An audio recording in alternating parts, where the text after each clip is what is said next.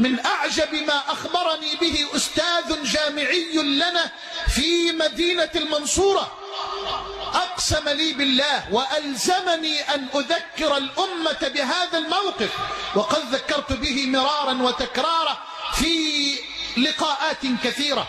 أقسم لي بالله أنه ابتلي بمرض في قلبه، أسأل الله أن يشفي مرضانا ومرضى المسلمين. ابتلي بمرض في قلبه، قال وأصرت الأسرة أن أسافر إلى لندن للعلاج. قال وهنالك في لندن قرر الأطباء بعد الفحوصات الأولية قرروا جراحة عاجلة لتوسيع شريان من الشرايين الخطيرة أو المهمة، وقالوا بأن الجراحة عاجلة وإلا فحياتك معرضة لخطر حقيقي. قال لي هذا الأستاذ الجامعي، فتفكرت وما كنت أتصور أن الأمر كبير إلى هذا الحد. قال فقلت لهم هل من الممكن أن أعود إلى بلد مصر لمدة يومين أو 3 لأنهي بعض أعمالي المهمة ولأضع بعض الوصايا ثم أعود للجراحة؟ قالوا لا بأس، وأعطوه علاجا ودواء حتى يعود إلى لندن مرة أخرى للعلاج. يقسم لي بالله، يقول والله يا شيخ محمد قبل السفر بيوم أجلس مع صاحب لي في مكتبه الخاص وأنا مهموم وفي غاية الحزن والألم. قال فنظرت في الناحية الأخرى فرأيت أما كبيرة، رأيت أما كبيرة قد تجاوزت 70 تقريبا من عمرها، إلى جوار رجل جزار يبيع اللحم. إذا سقطت قطعة عظم أو قطعة دهن أو قطعة جلد، قال وجدت هذه الأمة الفاضلة تأخذ هذا العظم واللحم لتضعه في حقيبة معها. قال فخرجت من مكتب صاحبي وناديت عليها تعالي يا أماه، تعالي يا أمي أنت بتعملي إيه؟ قال فبكت وقالت له يا ابني أنا عندي 7 يتامى،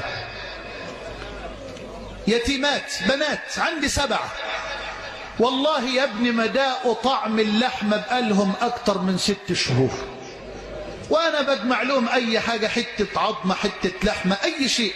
قال فبكيت وقلت لها أنت عاوزة قد إيه لحمة يا أمي؟ قالت نص كيلو يا ابني. قال نص كيلو ل7 بنات ل7 يتيمات؟ نص كيلو؟ قالت نص كيلو، عاوزة نص كيلو بس. قال فبكيت، نص كيلو؟ احنا كل يوم بنرمي لحمة في الزبالة أو في سلة المهملات، نص كيلو ل7 بنات يتيمات؟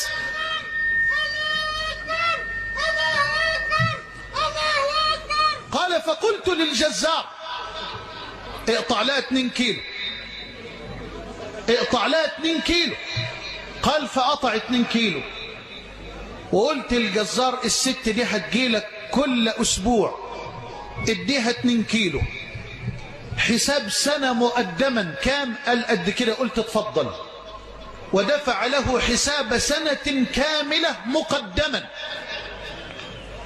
قال فبركت الأم على ركبتيها ورفعت رأسها إلى السماء وظلت تدعو الله عز وجل لي بدعوات خلعت قلبي.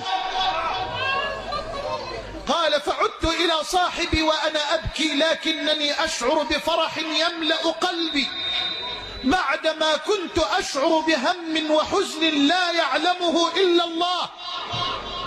قال ثم عدت إلى بيتي وطرقت الباب ففتحت لي ابنتي الجامعية ونظرت إلى وجهي فقالت ما شاء الله أراك سعيدا يا أبي وأراك فرحا مسرورا، ما الذي حدث؟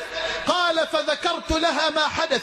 قال فبكت ابنتي هي الأخرى ورفعت رأسها إلى السماء وقالت يا رب اللهم أسعدنا بشفاء والدنا كما أسعد المرأة وبناتها.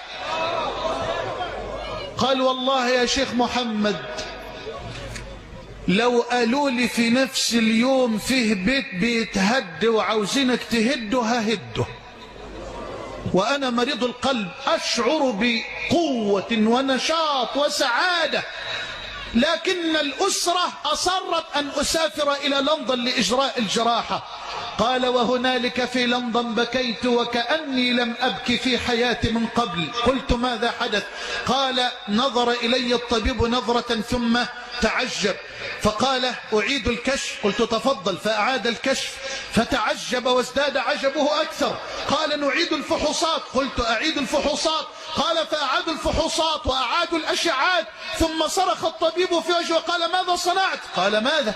قال الشريان الذي كان يحتاج إلى توسعة اتسع، لا يحتاج إلى جراحة. ماذا صنعت في هذه المدة؟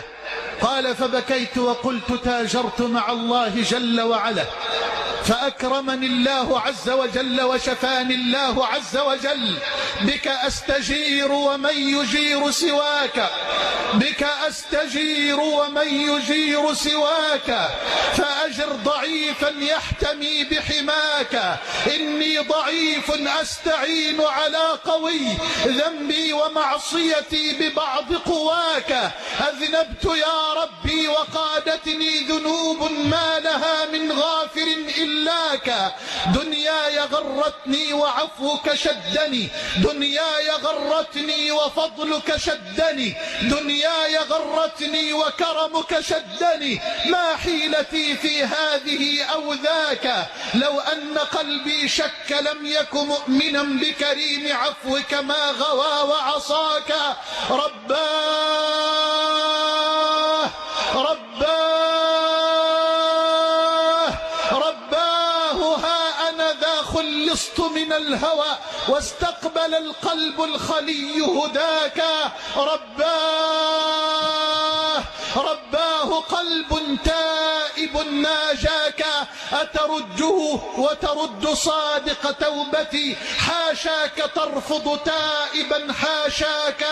فليرضى عني الناس أو فليسخطوا، أنا لم أعد أسعى لغير رضاك. تاجرت مع الله